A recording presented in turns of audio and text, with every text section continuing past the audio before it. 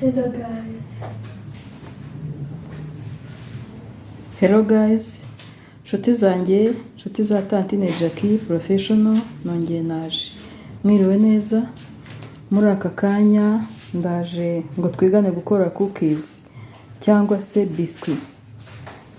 Biscuit tugiye gukora rero murabibona, ariko mbere yuko presenta ibikoresho nagira ngo nsabe wowe mushya kuri iyi channel gukora subscribe, ugakanda kukazogera ka notification, like and comment, tugasharinga n'inshuti zawe. Hanyuma rero namwe dusanga mwe inshuti zanjye mujye mwibuka gushyiraho ka like, ndetse mufungure video muyirebe yose kuko iba ari ngufiya. Nkora ku buryo nyigira ngufi rwose, mutarambirwa cyangwa ngo bamarire amayinite. Amayinite wafite yose wayireba pe, ko nirenze iminota 10. Yes, ariko iramutse irengejeho ntiharengaho dukeya mukihangana mukayirangiza. Cyane ko iyo uyirebye ntuyirangize hari ibyo utarebye, iyo yihutishije ukareba final nabwo hari ibyo utarebye uciyemo hagati, bigatuma utakora ibyo nakwigishije neza. Yego, murakoze banyeshuri beza kandi inshuti zanjye. Biscuit rero ngiye gukora cyangwa cookies, ni biscuit ingredients zigize n'iziriya mureba. Ndakoresha ifarini flour ya Azam, ndakoresha icing sugar, ndakoresha baking powder, ariko baking powder nari mfite nayimaze, ubu ngiye kwitabaza Angel. Mfite amagi 2, mfite amata ndetse na oil. Nibyo ngibyo ngiye gukoresha. Ndakoresha butter garama 100, icing sugar garama 100, ndakoresha egg yolk cyangwa se umuhondo w'igi n'umweru uze kuwushyiramo nyuma, ndakoresha umusemburo, ndashyiramo na vanilla. Abantu mutazi vanilla cyangwa se sucre vanille, ufite vanilla essence wayikoresha. Rero nahisemo gukoresha sucre vanille kugira ngo izamure flavor, impumuro nziza. Yes, hanyuma ndakoresha kandi amata garama 100 z'amata. Yo udakoresheje amata wakoresha amazi makeya, 1/2 cy'ifarini wakoresheje. Yes, ibyo nibyo ndi bukoreshe. Nukurikira neza urasanga bikoze neza nyine, kandi nawe wige neza. Iyo baponda rero igipondo cya biscuit cyangwa cya cookies, ntabwo baponda nk'uponda umugati cyangwa se nk'uponda pate y'ikindi kintu. Itandukanye na pate y'amandazi cyangwa y'umugati. Pate ya biscuit bayiponda ukwayo bitonze bigengesereye, kandi ukubahiriza ibipimo twagiye. Ngiye gutangira gupima, kumejaringa cyangwa se gukora mesure za ingredient ngiye gukoresha. Ndabanza butter ngiyi n'ubundi ni garama 100, murayibona. Yes, dore ni garama 100, ntago mbabeshya. Yes, ndabanza nshyiremo butter.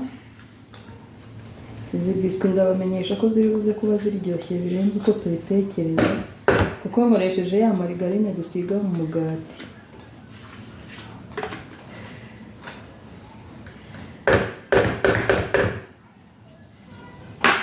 Ndanasubiza ku munzani ndebe.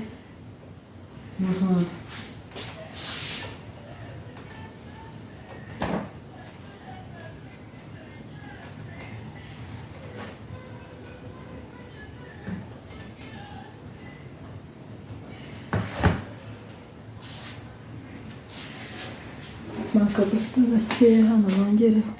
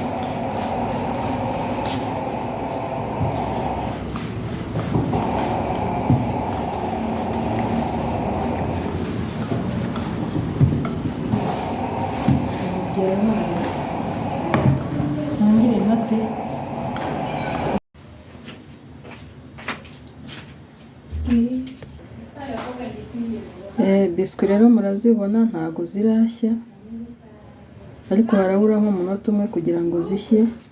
Reka tube dupfundikiye.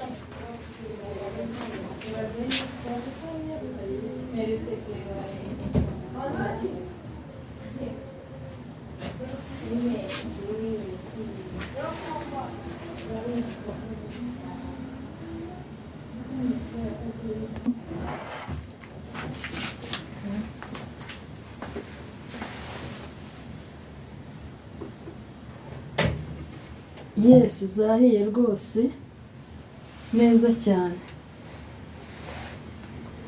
Ubu rero ngiye kuzarura. Ndabanza nzimye.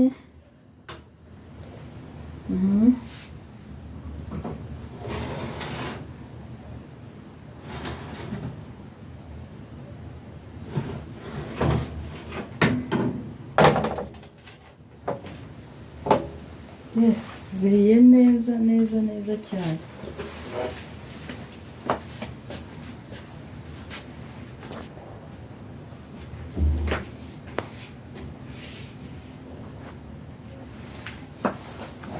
Rero tugiye kuzarura.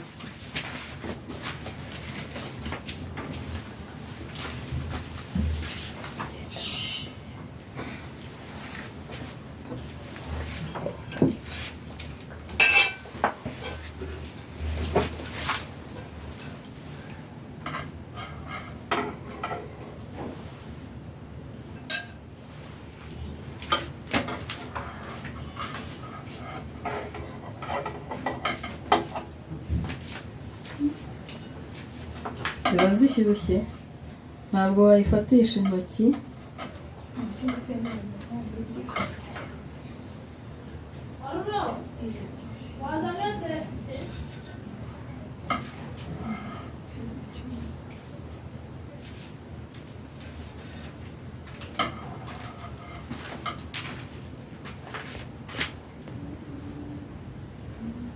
Yes, biswi rero ngizo mwabonye ko ari nyinshi, ntabwo zose nari kuzishyira kuri iyi sahane.